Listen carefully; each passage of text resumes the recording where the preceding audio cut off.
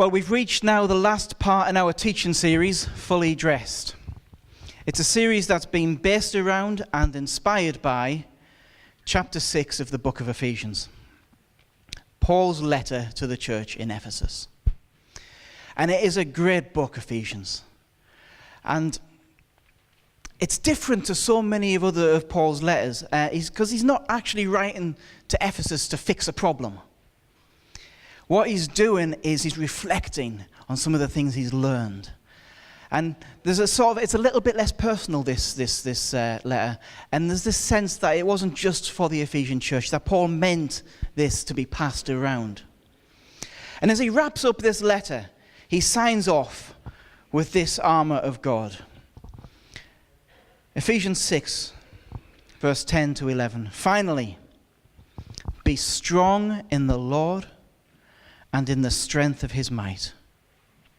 Put on the whole armour of God, that you might be able to stand against the schemes of the devil. Finally, be strong. What great words to end a letter on. And I want to end this series with these words. Week by week, we've looked at different parts of the armour, and we've also looked at some things we need to take off, as well as what we need to put on. But this series was never meant to be an intellectual exercise. And it could easily become that, where all we do is describe what each bit of the armour of God is.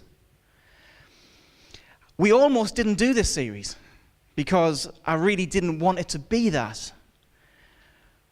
But I really felt there was something important about establishing how we can fully wear the armour of God. And I think that's how it's been week to week, is we haven't just gone through what everything is, we've actually explored how do we apply this.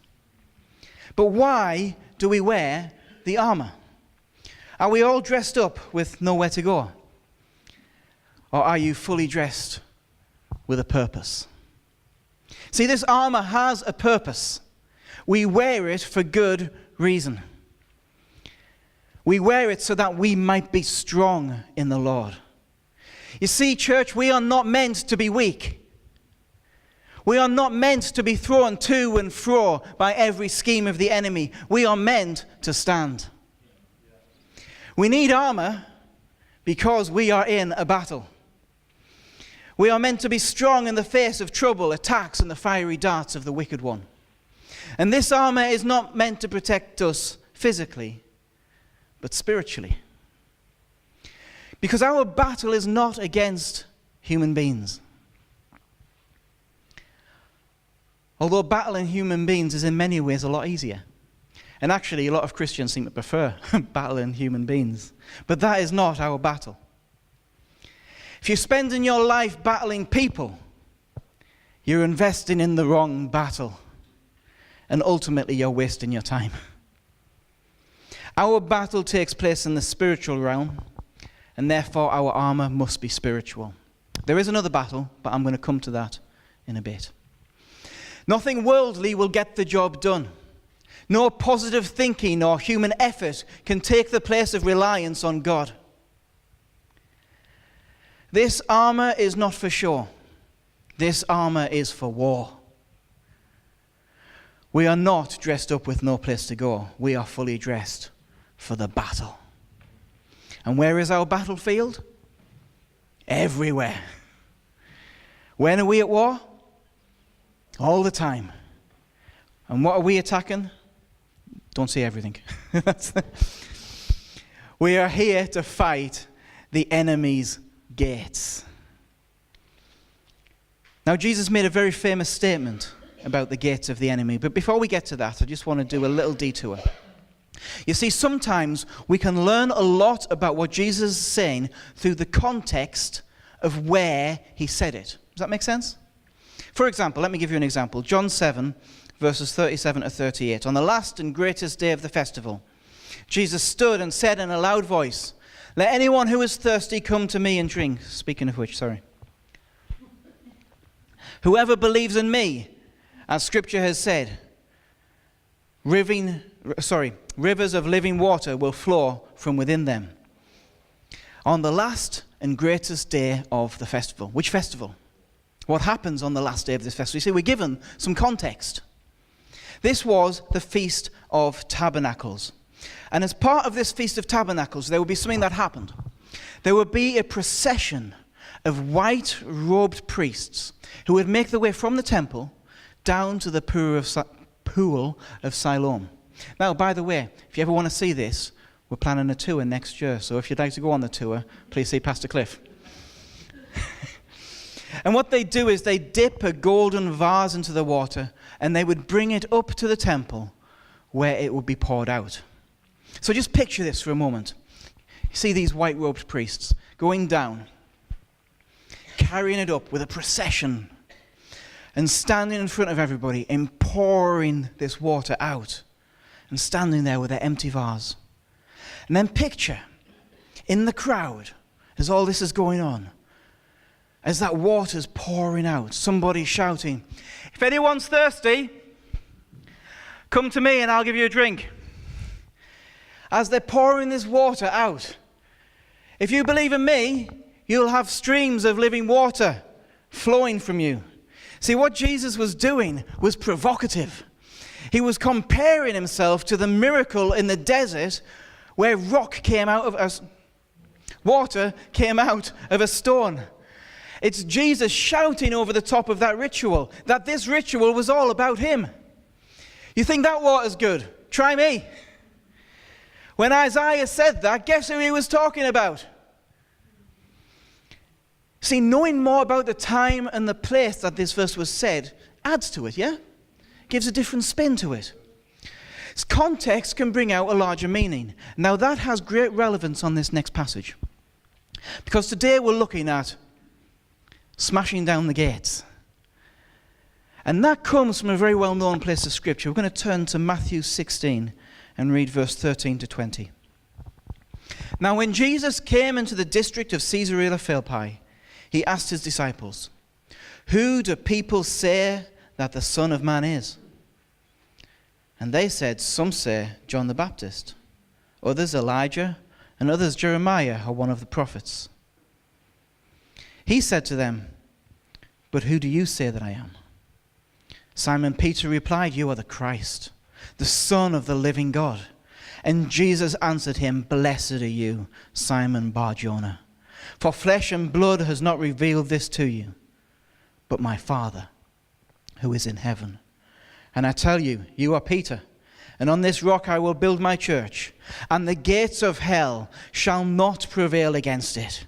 I will give you the keys of the kingdom of heaven, and whatever you bind on earth shall be bound in earth, and whatever you loose on earth shall be loosed in heaven." And he strictly charged the disciples to tell no one that he was the Christ. First thing we need to understand. Gates are not an offensive weapon. They are a defensive barrier. The gates of hell are not attacking you. They're defending against you. And the praying church has authority in the name of Jesus to shake the gates of hell. We are not on the run from the enemy. We are on the attack. And sometimes we do feel that we are under attack. I get that. That's because things are getting thrown at us, because we're attacking. The church of Christ is a weapon against the forces of hell. It is like a battering ram against those gates. When Jesus said this, he was commissioning his church for a spiritual war. But I believe there's another meaning here too. You see, there's something else Jesus is saying that will not prevail against the church. And that is the godless, hedonistic culture in which we are surrounded. See, we're not just in a spiritual battle, we are in a cultural battle. So let's just look at some context and draw this out. What context do we get for this verse? Well, it's the start of a new section, so we get a change of location. So it's not continued teaching from somewhere else, as often happens between chapters. And we get given the location that Jesus said this, and it's in the district of Caesarea Philippi. It says, now when Jesus came into the district of Caesarea Philippi. Now, Just to be clear, this is not the same place as Caesarea. Don't confuse them. This is Caesarea. Just on the coast there, there's a picture of me at the amphitheatre there, and that's what Caesarea would have looked like. Caesarea is a lovely coastal town, built by Herod, and it was the Roman administrative centre. It had this wonderful amphitheatre, which is still in use today. It's got an ancient harbour, and it's a lovely national park today with some amazing seafood restaurants there. Again, if you want to see, come on the tour. Caesarea Philippi is not that place. This is Caesarea Philippi. The original place was called Peneus, and it's situated up near the Benias Spring, one of the sources of the Jordan River. And it's right up in the Golan Heights near the foot of Mount Hermon. And in 20 BC, it was annexed into the kingdom of Herod. And then his son, Philip II, founded a city there. And it was a thriving city. And around about 14 AD, Philip renamed it Caesarea Philippi in honor of Caesar and himself. It may have also been mentioned, this place, in the Old Testament as Baal Gad, or it may also have been known as Baal Hermon. Now, all of these names are significant. In Old Testament times, Baal, in some form, was worshipped in this place. Now, that changed over the years to a different god. Because once the Greeks started to influence Israel, the times which are known as the Hellenistic times, Pan started to get worshipped there. Hence the name Peneus. Pan was a Greek import, and this place became dedicated to him. The remains of the temple of Pan are still there today. This is what it looks like today. And looking at the remains, you can see it must have been a massive place, a huge, grand place when it was built. This is probably what it looked like at around about the time of Jesus. Now, it's important to understand this. Pan was still worshipped in this place during the time of Jesus. The statues to Pan would have still been there when Jesus was in this place. Now, we're told it's in the region of Caesarea Philippi, so it might not have been the city or the temple in itself, but the altars to Pan were all around. The roads that went into the city had altars in them. In fact, somebody's found one, not in the city, but outside on one of the roads, and this is an altar taken from an altar to Pan, and that is the head of Pan. So the context that we're given here is the place. And the place matters. Because this was an extremely fascinating place. First of all, who was Pan? Well, first of all, forget the flying little boy of Neverland. Get that one out of your head straight away. Not that Pan. Pan was a god depicted with the hind legs and horns of a goat. He was a god of the springtime. And as you would imagine, a god of the springtime, he was also a god of fertility. Now, whenever a god was connected with fertility, the worship kind of went in a certain direction. Yeah? And that's no different here. Pan was not the god of love. He was not the guy that you went to petition if you wanted someone to fall in love with. Pan was the god of lust. One of the instruments that Pan used to fill the quiet times, apparently, was his pan flute. The music of it apparently made people dance and lower their inhibitions. Strange, the idea of people dancing and lowering their inhibitions, isn't it? That sounds unfamiliar. Therefore, this music was used as a part of their worship. When people worshipped Pan at one of his grottos, they wouldn't do so alone. At bare minimum, devotions were done by a couple. More often, they were done by large groups of people. Do you get my drift there? Okay. We get the word panic from this false god because, as well as the god of lust, he was the god of fright. Caesarea Philippi, in other words, was not the sort of place that good Jewish boys went. It wasn't really a Jewish town. It was an annex from the unpopular Herod. It was too pagan. It was too unclean. It was like the Las Vegas of the area. You know, they have a saying in Israel today. I'm going to get this wrong. Somebody tell me if I get this wrong. In Haifa they work, in Jerusalem they pray, and in Tel Aviv they play. Imagine that to the extreme. Can you imagine for a moment the disciples going there with Jesus? Young Jewish lads going to this place. It's the sort of place you could imagine them thinking, dear me, I hope my mum doesn't find out.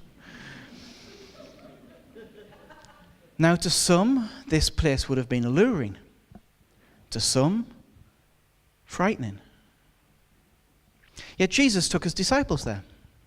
Jesus went to preach the gospel there. Let me tell you, there is nowhere that we cannot take the gospel. There is nowhere that is too far gone for the gospel to go.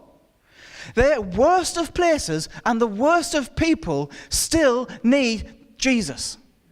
They need the presence of God there. Let me tell you, there should be no off-limits place for the gospel.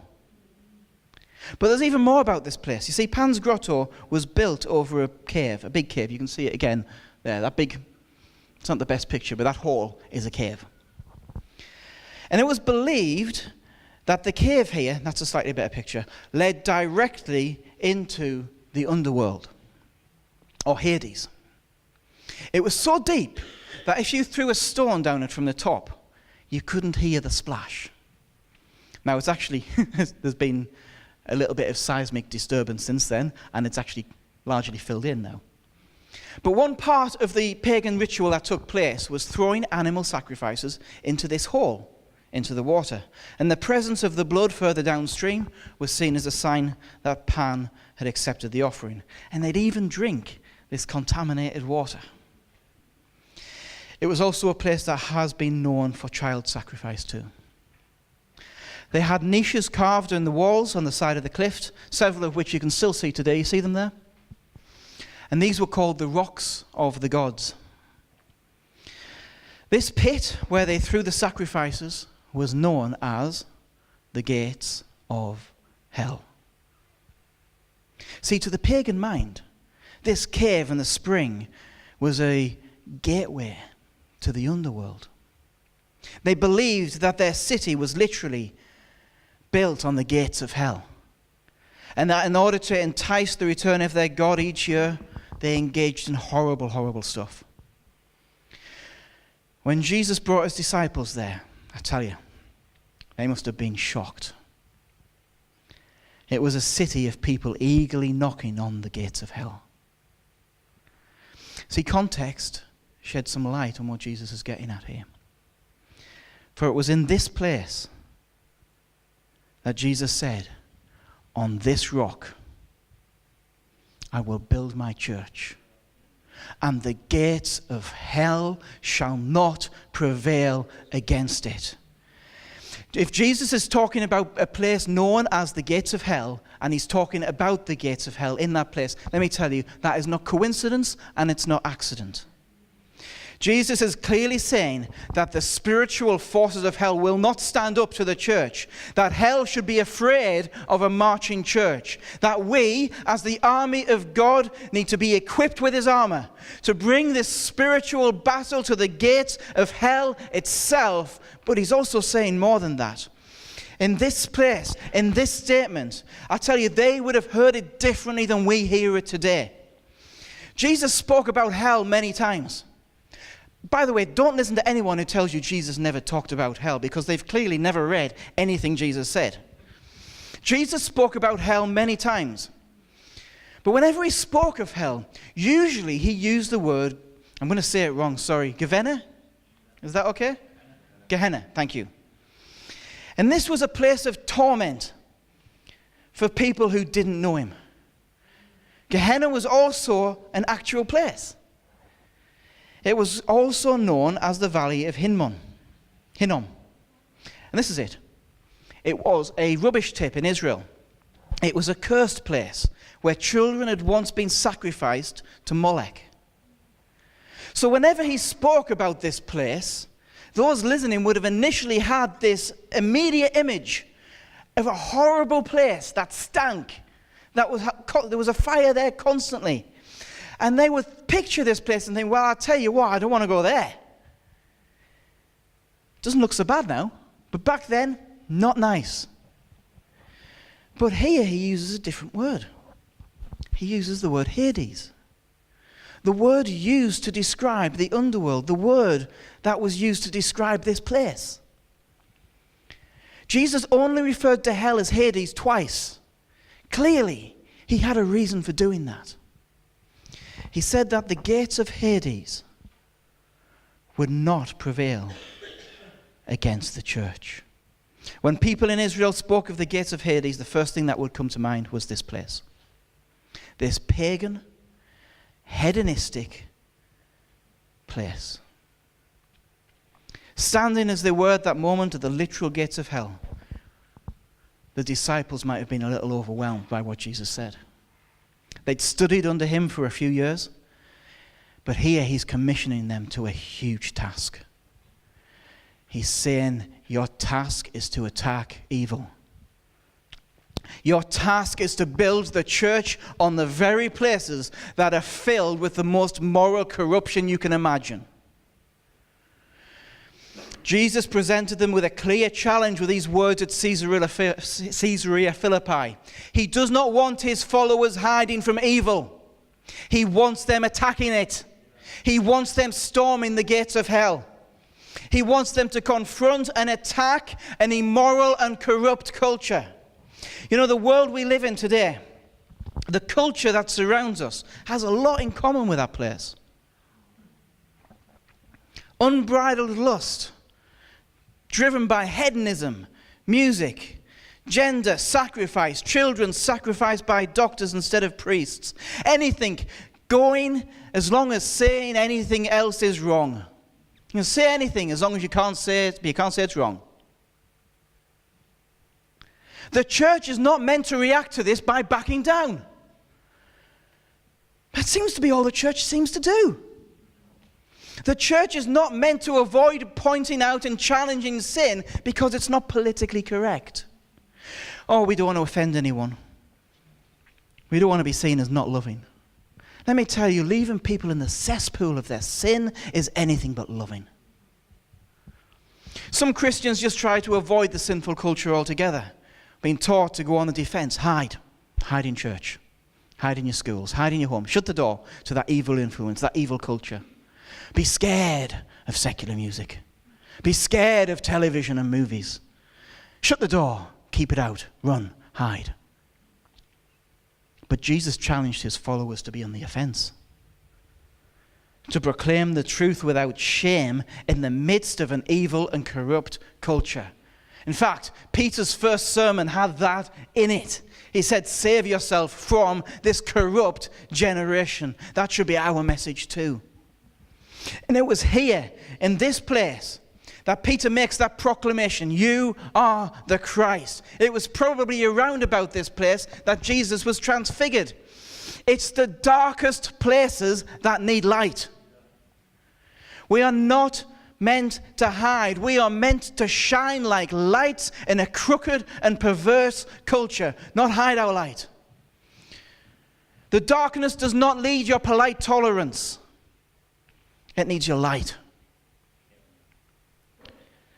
In the midst of a place full of the things that today are taking over, hedonism, selfishness, lust, all these things that it feels like the church is sinking against, Jesus said, this way of living, this culture cannot stand up to the church. The world is getting really off track. The world's culture around us sometimes, it seems overwhelming. But Jesus is telling us it's not. It's not. This is the type of environment that the church should thrive, not die. We live in a world that calls good evil and evil good. A world where to object to sexual sin or false religion is seen as a thing bad people do. The world's culture is faster and faster spinning out of any sense of moral control. This world needs the voice crying in the wilderness. This is a world that is controlled by panic.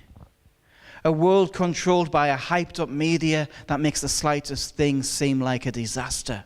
The news media needs disaster and crisis to keep the ratings up. And if there isn't one, they'll find one. Thank God for these guys bringing a positive voice to the media. We live in a world where lust and selfishness control politics and government. And the enemy may very well be behind it. But let me tell you, mankind is very good at doing the job itself, of perverting truth. But Jesus made this statement in the most perverse, idol-worshipping, child-sacrificing, pagan, sex-obsessed place he could find. And it can't stand against the church. We're not on the defensive. We're on the offensive.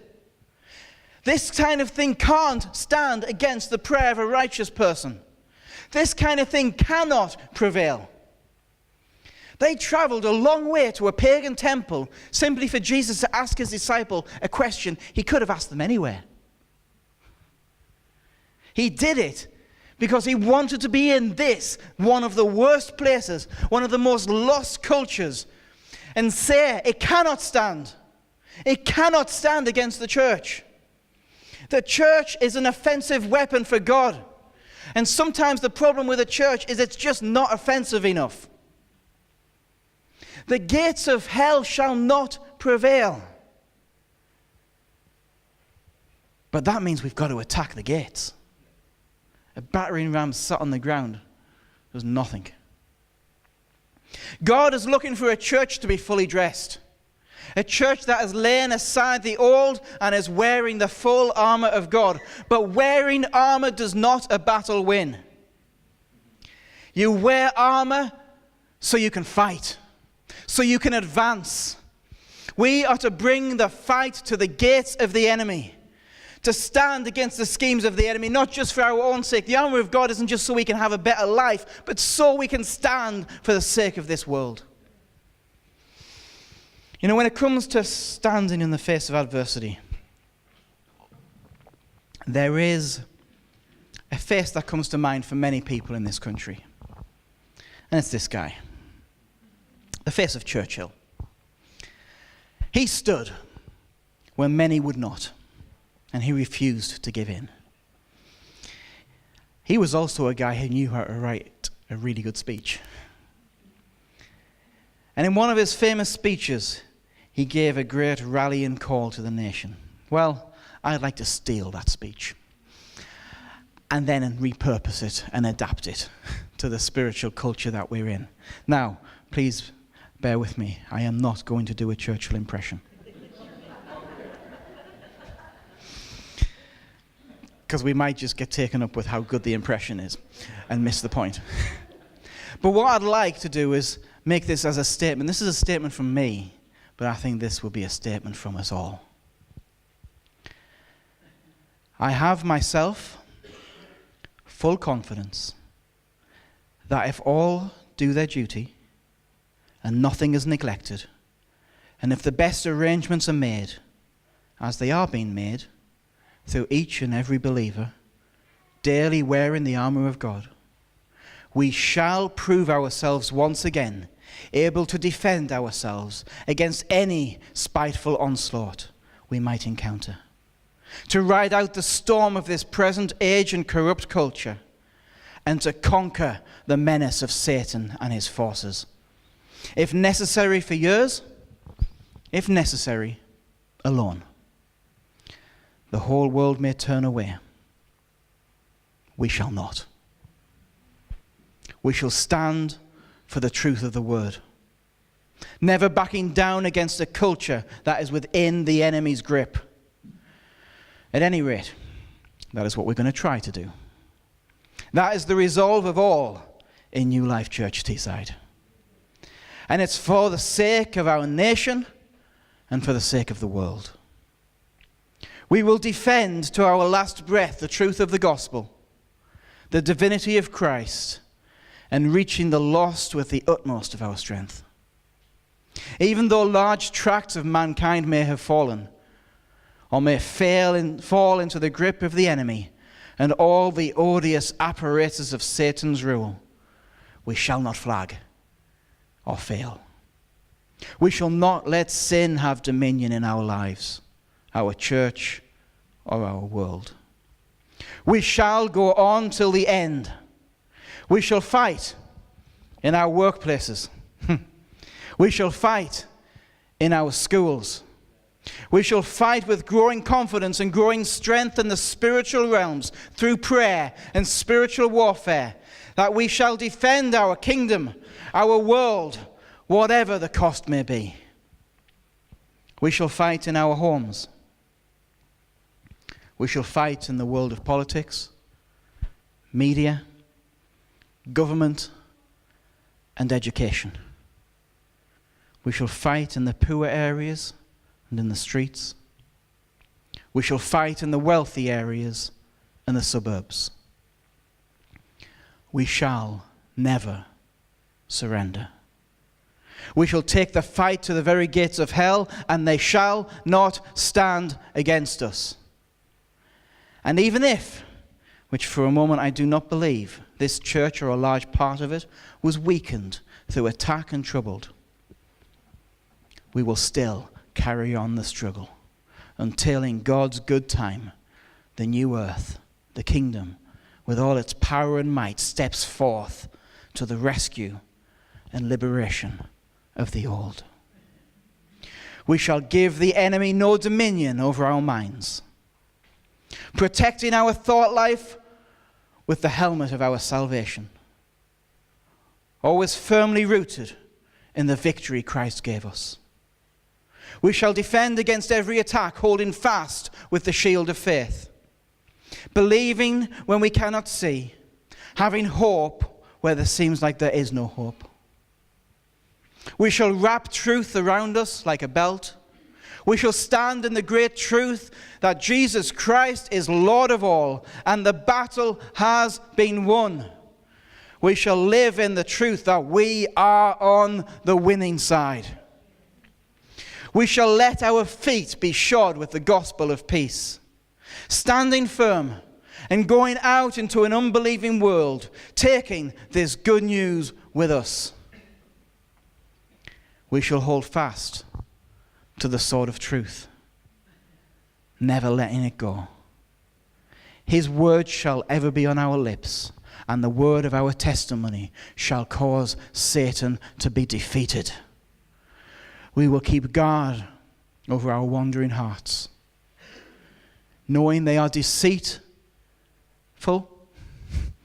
and corrupt. But we shall let the new heart of Christ live in us, and we shall defend it not through our righteousness, but through his. We shall give all things to God in prayer. We shall follow the leading of the Spirit, not letting the old man, the old nature, or petty squabbles distract us from the battle that's ahead. We shall fight the good fight, and the gates of hell shall not prevail. Amen. The gates of hell shall not prevail. That's true spiritually, and it's true culturally. Put on the armour of God, church. Wear it so that you might be able to withstand anything the enemy throws at you. Over the past 10 weeks, this has been our focus as a church. And we've took the time to do this for a good reason. All of us are in the fight. And it's my desire as a church that all of us will be able to stand against anything the enemy throws at us, that we will not be shaken, but we shall prove strong, that we will fight a good fight, we will run a good race. And it's my prayer that all of us will show steadfastness, unwavering in the battle that's ahead. Finally, be strong in the Lord and in the strength of his might.